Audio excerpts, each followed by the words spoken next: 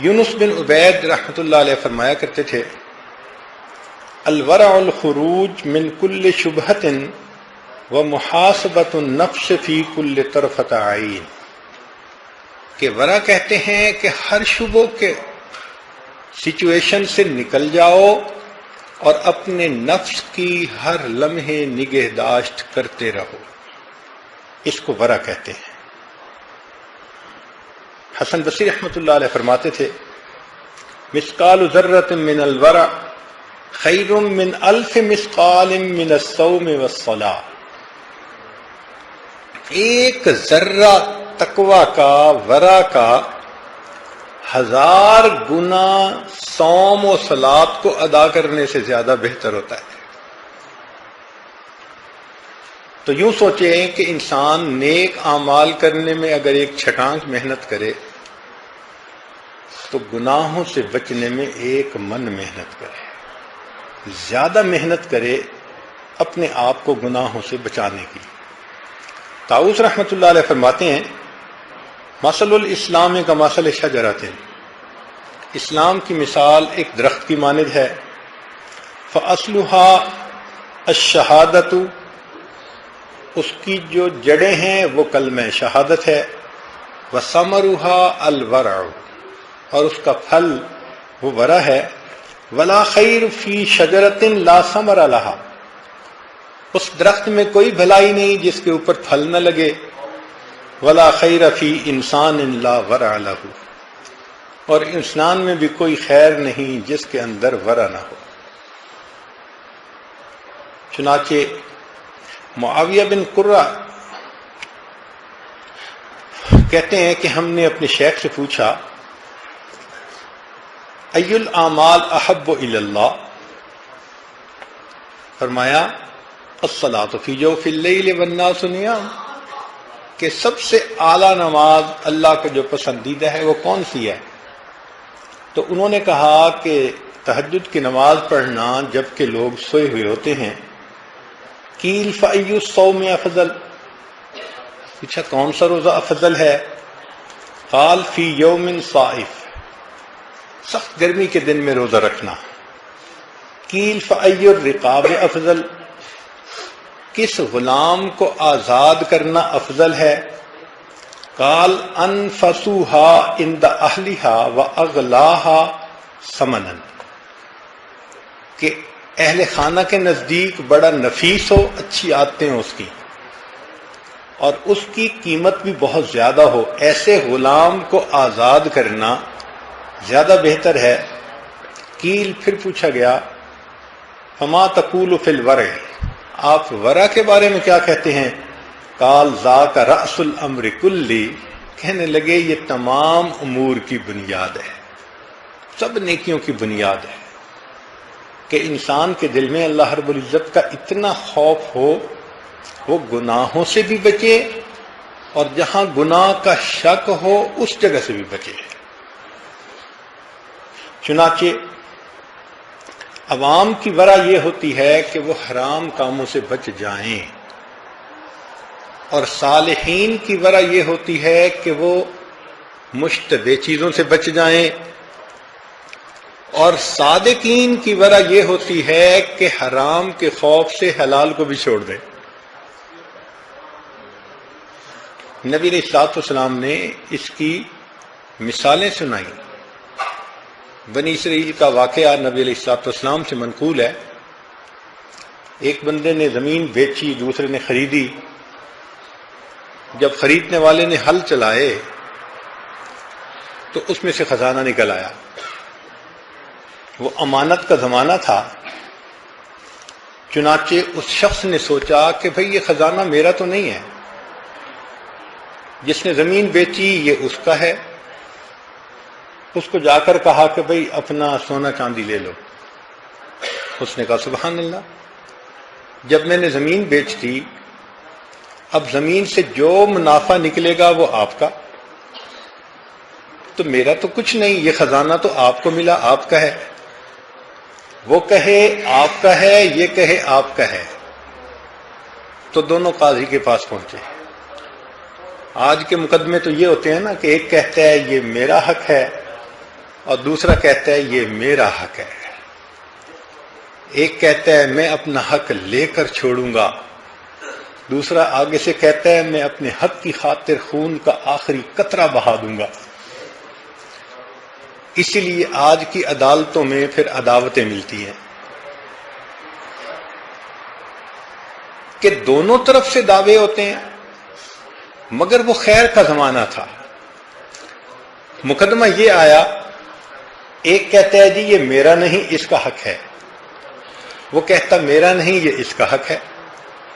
قاضی بھی حیران کہ کیا فیصلہ کروں، مگر اللہ رب العزت نے ان حضرات کو حکمت و دانائی سے نوازا تھا.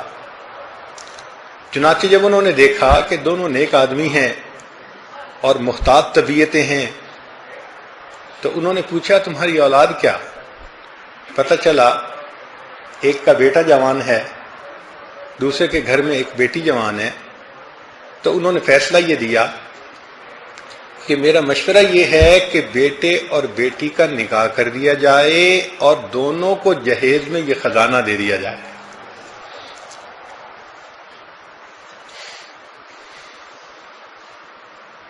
کتنی محتاط طبیعتیں ہوں گی ان لوگوں کی.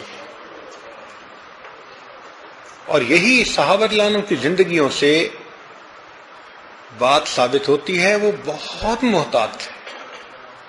چنانچہ سیدنا عمر رضی اللہ تعالیٰ عنہ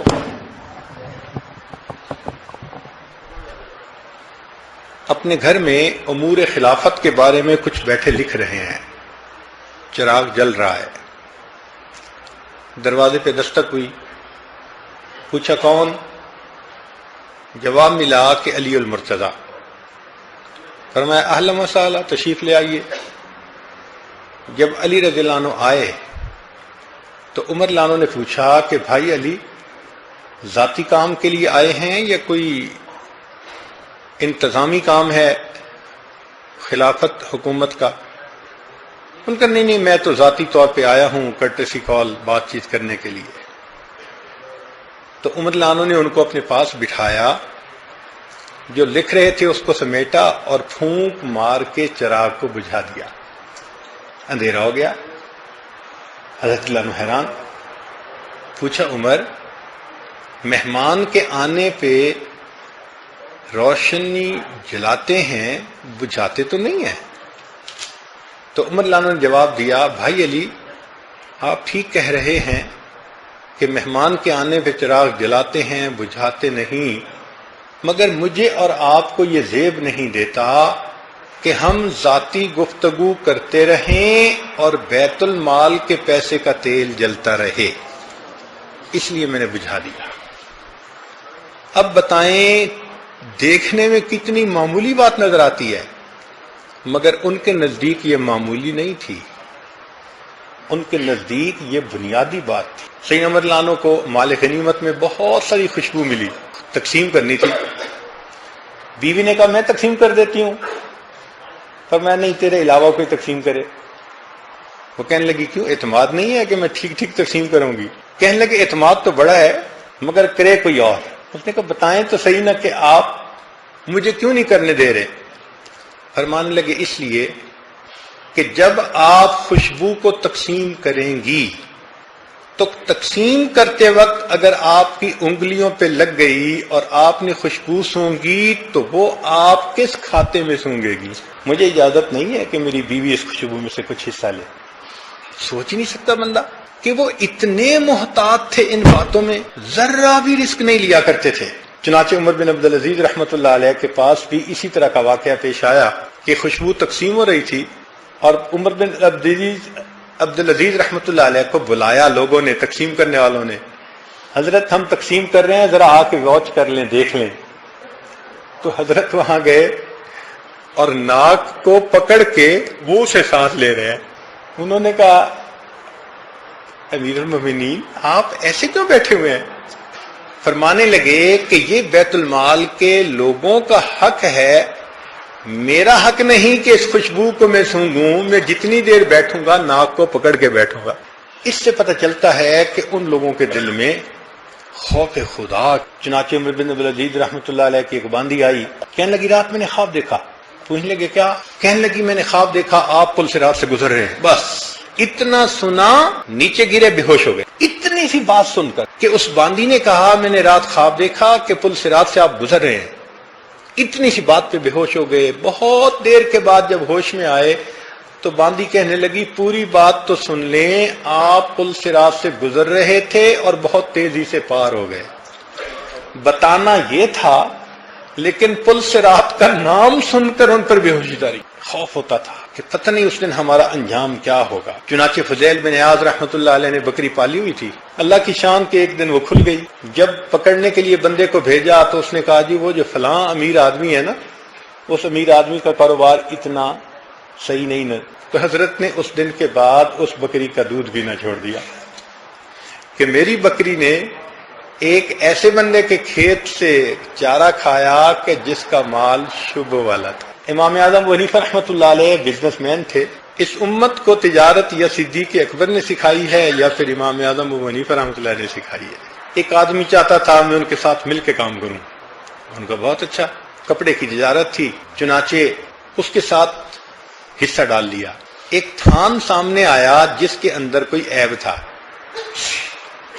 تو حضرت نے اس کو نکلوا کر رکھوا دیا اور کہا کہ بھئی دیکھو جب کوئی گاہک آئے اس تھان کو بیچنے سے پہلے اس بندے کو عیب دکھانا کہ اس میں خرابی کیا ہے، پھر وہ جتنے پیسوں پہ خریدنے پہ آمادہ ہو اس کو بیچنا. اس نے کہا جی فکر نہ کریں میں ایسے ہی کروں گا. کئی دن گزر گئے. ایک دن حضرت آئے دکان میں چکر لگانے، دیکھا کہ وہ تھان نہیں پڑا. فرمایا بھئی وہ تھان بک گیا؟ اس نے کہا جی. بھئی اس گاہک کو بتایا تھا جو اس کے اندر عیب تھا؟ کہتے اوہو میں تو بھول گیا. حضرت نے اس دن کی جتنی بکری تھی وہ ساری کی ساری اللہ کے راستے میں خرچ کر دی اور اپنا حصہ اس بندے سے جدا کر لیا کہ میں ایسے بندے کا پارٹنر نہیں بن سکتا جو گاہک کو اس چیز کا عیب بتانے سے پہلے صحیح قیمت پہ اس کو بیچ دے. اتنی احتیاط تھی طبیعت کی. معمول تھا کہ وہ اشراق کے بعد دکان کھولتے تھے اور عصر کے بعد بند کر دیتے. ایک دن ظہر کے بعد بند کر کے آ رہے ہیں تو کسی نے کہا نعمان آج دکان جلدی بند کر دی.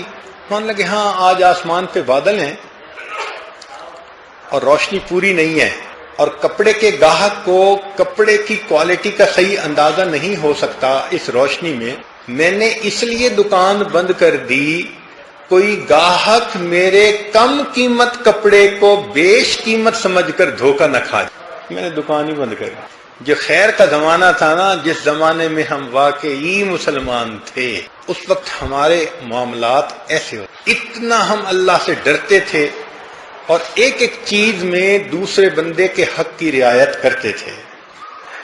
ابن عابس مقدسی رحمۃ اللہ علیہ محدث گزرے ہیں، ان کے بارے میں آتا ہے کہ ایک جگہ انہوں نے کرائے پہ لی، اس میں کھیتی کر رہے تھے. میاں بیوی دونوں کسی چلا رہے تھے. خزانہ نکل آیا تو جب خزانہ نکل آیا تو اپنی بیوی کو سمجھایا کہ دیکھو یہ ہمارا نہیں ہے، اب پتہ نہیں کس کا ہو، ہم اگر اس کی اطلاع بھی دیں گے تو پتہ نہیں کون لے گا، اس لیے بہتر یہ ہے کہ ہم اس کو بند کر کے زمین ہی چھوڑ دیتے. خزانہ نکلا، مٹی سے بند کیا، زمین ہی چھوڑ دی، کوئی اور کرائے پہ لے، وہ جانے، اس کا کام جانے. قیامت کے دن میرا گریبان نہ پکڑا جائے، مجھ سے کوئی نہ پوچھے کہ تمہیں ملا تھا، یہ تو حق کسی فلاں کا تھا. اتنا احتیاط کرتے تھے. چنانچہ ایک ترک تھا، اس کا نام تھا نوح بن مریم، بڑا بزنس مین تھا، اس کے باغات بھی تھے. اس نے ایک آدمی کو باغ کا نگران رکھا، اس کا نام تھا مالک. اب ایک دن اپنے باغ میں جب وہ گیا، پیاس لگی تو اس نے مالک کو کہا کہ بھائی مجھے انار کا جوس پلا دے. پھل لگے ہوئے تھے انار کے. وہ گیا اور جا کر اس نے ایک پیالہ جوس کا لا دیا، مگر اتنا کڑوا کہ وہ تو پیا ہی نہیں جا رہا تھا. اس نے کہا کہ ہو سکتا ہے تمہیں اندازہ نہ ہوا ہو تو ذرا کسی ایسے درخت سے لاؤ جس کا پھل میٹھا ہو. دوبارہ وہ لایا تو پہلے سے بھی زیادہ کڑوا. تو اب اس کو غصہ آیا مالک کو. اس نے کہا کہ تمہیں اتنے سال ہو گئے اس باغ میں اور تم اتنے کم عقل بے وقوف انسان ہو کہ تمہیں یہ پتہ نہ چلا کہ کس باغ کس درخت کا پھل میٹھا اور کس کا پھل ترش ہے. اس پر مالک نے کہا کہ جناب آپ نے مجھے نگرانی کے لیے رکھا تھا، پھل کھانے کی اجازت تو نہیں دی تھی. اتنے سالوں میں نے کسی درخت کا پھل بھی نہیں چکھا، پھل ہی نہیں چکھا، مجھے اجازت جو نہیں تھی. مومن کے اندر ایسی امانت، ایسی دیانت ہوتی ہے. آپ سوچیں نا، ہم سب اگر اتنے اچھے اخلاق والے، دیانت امانت والے بن جائیں تو دنیا میں جنت کا مزہ آ جائے. یہ جھگڑے ہی سمٹ جائیں سارے. یہاں کام کاروبار دیکھو، ٹرانسپیرنٹ کام نظر ہی نہیں آتا. جب نیت میلی ہوتی ہے تو بزنس کبھی ٹرانسپیرنٹ نہیں ہو سکتا.